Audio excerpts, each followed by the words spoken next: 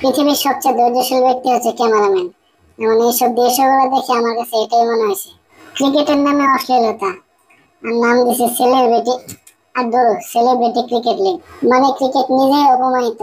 আমার বাপের 14 বছর জন্ম দেখিনি এইসব টাইট টাইট জামা পড়তে। মহিলারা তো খেলে, বাংলাদেশের ন্যাশনাল টিম আছে, আর অন্যান্য দেশের তো অনেক টিম আছে। আমার বাপের জন্ম দেখিনি এইসব টাইট টাইট জামা পরে খেলতে। কি একটা অবস্থা! মানে সবচেয়ে বেশি মজা লাগে সাংবাদিক অগণে। সাংবাদিক অনেক নাইট একখান ধরবো, আর ক্যামেরাম্যান দেখবে জায়গা মতো ধরে রাখবো। শয়তানের বাচ্চা বল। তোরা সবচেয়ে ধৈর্যশীল ব্যক্তি দেখে এমনি এমনি কইছে নাকি রে? তোরাই সবচেয়ে বেশি মজা লাগ, শয়তানের বাচ্চা বল, হলুদ সাংবাদিক। আপনাদের কি মতামত আপনারা কমেন্টে বলে যান।